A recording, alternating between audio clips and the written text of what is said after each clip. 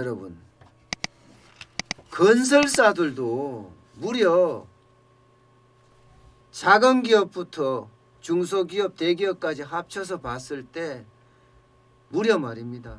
7천여 곳이 부실 위기에 직면했다는 발표가 잇따르고 있습니다. 대한건설정책연구원에서 이 보고서를 냈는데요. 그 보고서에 보면 해외 건설 투자는 3% 줄어들고, 국내 건설 투자는 3% 정도 줄어들고요. 해외 건설 수주는 21% 감소한다. 그래서 대기업의 부채 비율이 증가하고 있고, 그에 따라서 한계 기업이 너무나 크게 늘고 있다. 이대로 가면 한계 기업이 5천 개에서 7천 개까지도 도달할 수 있다는 그런 통계까지 내놓고 있습니다. 2018년에, 그러니까 지금 코로나19 전이죠. 문재인 정부가 출범하고 나서 1년 차 때예요. 그때 한계 기업이 전체 기업 중에 10.4%를 차지했습니다. 10.4%. 그런데 이게요, 코로나19 이후에 11%에서 크게는 14% 수준까지 올랐습니다. 현재 건설기업이 약 5만여 개라고 가정을 했을 때 11%면 뭐 5천여 개가 되는 거고요. 14%면 7천여 개가 되는 겁니다. 그만큼 지금 건설 현장의 어떤 충격이 심각하다는 이야기예요. 사실 2018년에 10.4%라는 것도 이것도 충격입니다. 문재인 정부가 들어서고 나서 부동산 잡겠다 해서 부동산의 규제책으로만 일관했잖아요. 그러다 보니까 어떻게 됐습니까? 거미줄 규제에다가 여기에 자금 규제에다가, 그러니 돈 있는 사람들은 집을 사서 오히려 집값이 올라가는 그런 기현상이 일어났죠. 서울에서 뿐만 아니라 수도권, 심지어는 인천권까지도 집값이 폭등했다고 이야기할 정도로 많이 올랐습니다. 반면에 건설사들은 어떻게 됐습니까? 뭐 분양가 상한제라든가 공시지가 상승이라든가, 게다가 주 5일제라든가 최저임금이라든가, 이 모든 게 건설사에들은 부담이 됐던 거죠. 그 부담이 코로나19 사태를 맞아서 완전히 설상가상, 엎친 데 덮친 격이 됐던 겁니다. 그러니까 이게 건설사 5만 개 중에서 5천 개에서 7천 개까지 지금 부실 위기가 온다는 이야기를 하고 있는 거죠. 그만큼 자금 조달이 쉽지가 않습니다. 돈은 풀었다고 해도 실제 투자하는 사람들 입장에서는요, 이게 건설사 쪽으로 투자하기가 굉장히 어렵습니다. 게다가 중소기업 같은 경우는요, 대기업에 비해서 이자율도 높죠. 게다가 대출 한도도 낮고요. 그러니까 충분하게 자금을 조달할 수 있는 그런 상황이 아닌 겁니다. 그러니까 어떻게 되겠습니까? 건설 현장에서는 중소기업 중심, 소기업 중심으로 건설사들은 부실 위기를 맞는다, 그런 이야기가 나오는 겁니다. 게다가 지난 3월 11일인가요? 7개 건설 현장에서 15명의 코로나19 확진자가 발생을 했습니다. 그러다 보니까 거의 30여 곳의 건설 현장이 중단되는 사태가 나타나기도 했고요.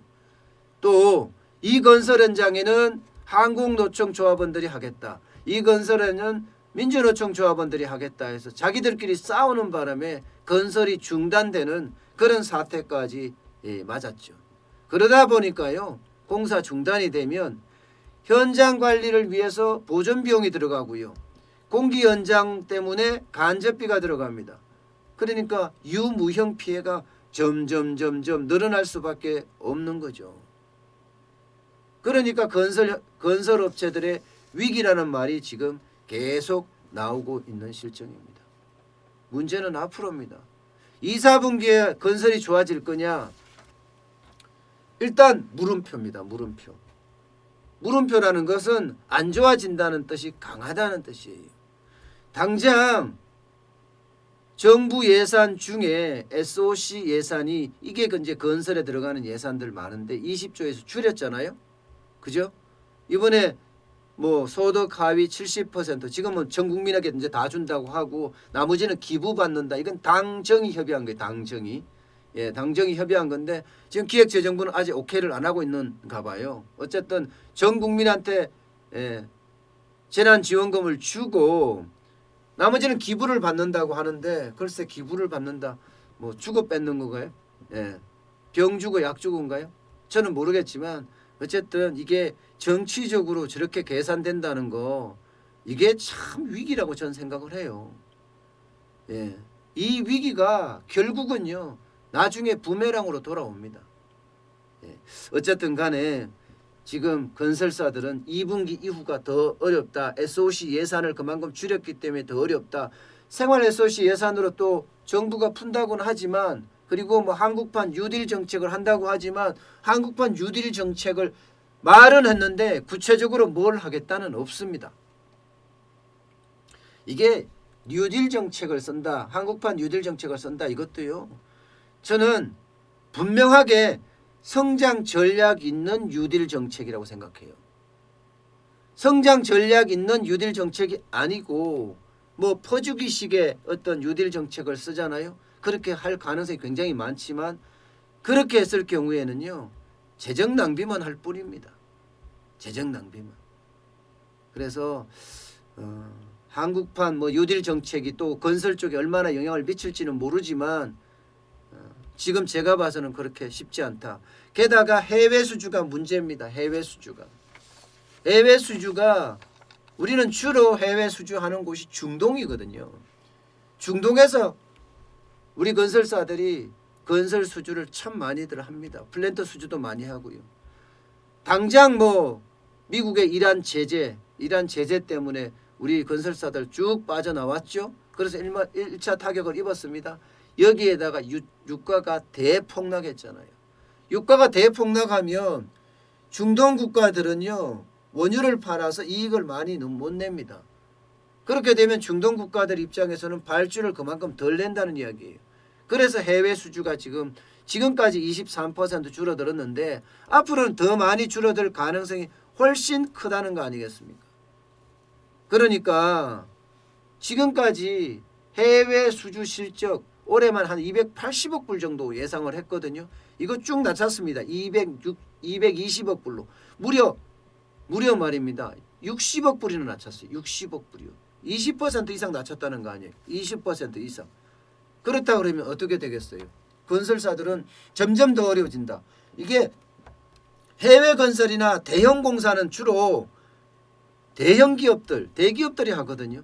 이 대기업들의 발주가 줄어들고 대기업들의 수주가 줄어들고 거기에다가 대기업들이 벌리는 사업이 줄어든다고 하면 해외에서도 국내에서도 나머지 중소건설업체들은 다 어렵다는 이야기예요.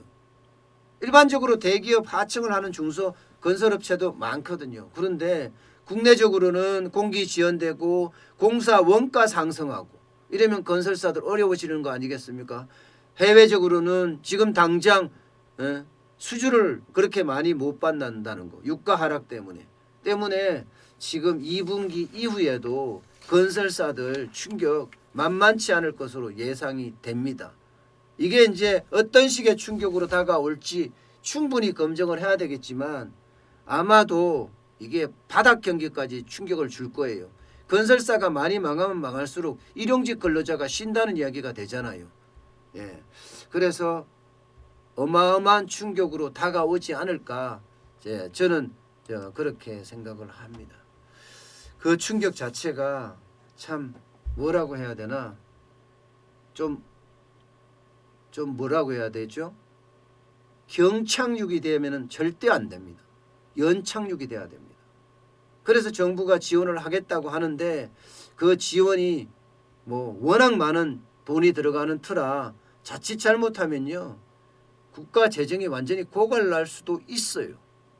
그렇게 됐을 때 과연 우리가 버텨낼 수 있을까 다시 한번 고민을 해봐야 되는 부분이 아닌가 싶습니다.